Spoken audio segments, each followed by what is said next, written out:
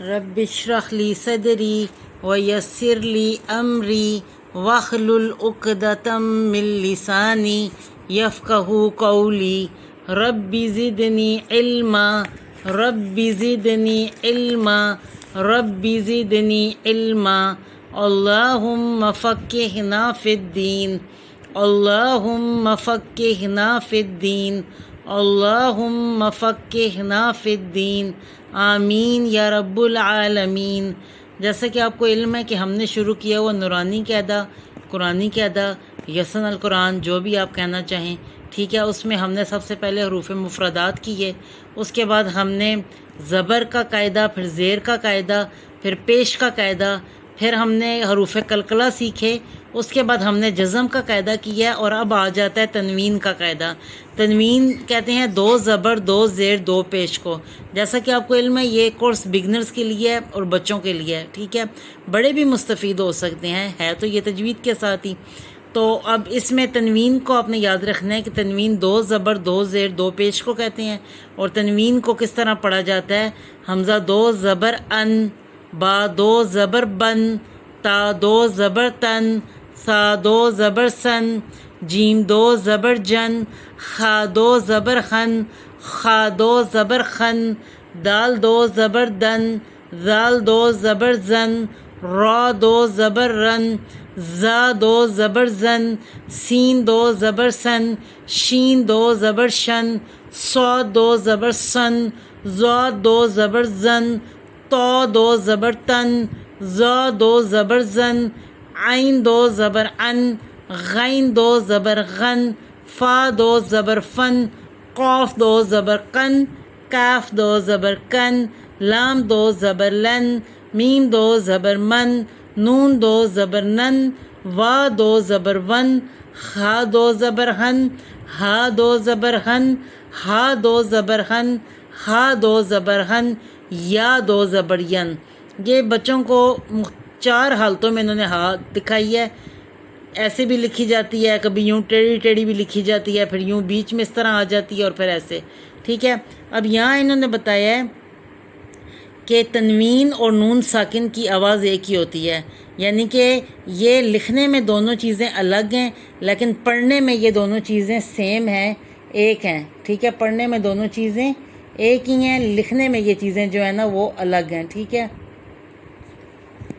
تو اب یہاں پر آپ نے دیکھیں اس طرح سے پڑھنا ہے، حمزہ دو زبر ان، حمزہ زبر نون ان، با دو زبر بن، با زبر نون بن، تا دو زبر تن، تا زبر نون تن، سین دو زبر سن، سین زبر نون سن، فا دو زبر فن، فا زبر نون فن، میم دو زبر من، میم زبر نون من، نون دو زبر نن، نون زبر نون نن، وا دو زبر ون، وا زبر نون ون، یا دو زبر ین، یا زبر نون ین۔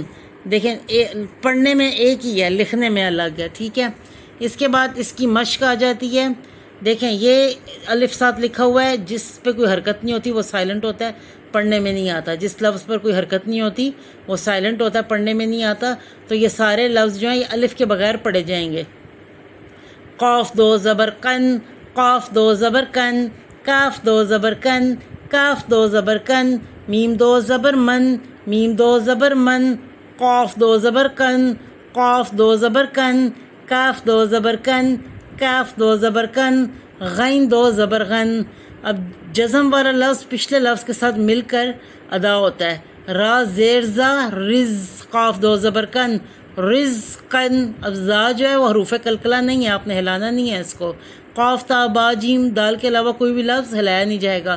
رزقن، را زیر زا رز، قاف دو زبر کن، رزقن، حمزہ زیر میم ام، را دو زبر رن، امرن، زا زبر زا، غین زبر غا، را دو زبرن، زاغارن، عین پیسین اسرا دو زبرن، اسرن، اسرن اسرن نہیں کرنا، امرن امرن نہیں، ٹھیک ہے۔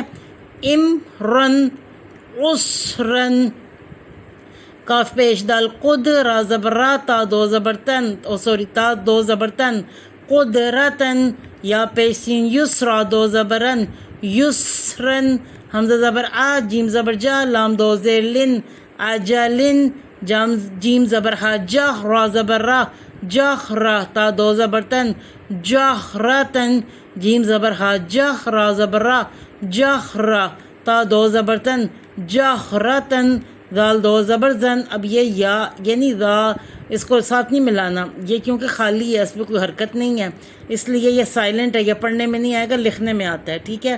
شین زبر شاہ ہا زبر الف ہا شاہ ہا. الف سے پہلے زبر ہو تو ایک الف کے برابر کھینچا جاتا ہے، الف مد کہتے ہیں. دال زبر دا تا دو زبر تن شہادتن. شین زبر شاہ ہا زبر الف ہا. الف سے پہلے زبر ہے، ایک الف کے برابر کھینچا جائے گا، الف مد ہے. شہادتن سیم لفظ ہے. را دو زبر رن، یا کے اوپر کوئی حرکت نہیں ہے، پڑھا نہیں جائے گا. را دو زبر رن را دو زبر رن. کاف پیش دال قد را زبر را قد را تا دو زبر تن قدرتن. کاف پیش دال قد را زبر را تا دو زبر تن قدرتن. امید کرتی ہوں آپ کو سمجھ آ گئی ہوگی. ٹھیک ہے جی، اجازت دیجیے. اللہ حافظ.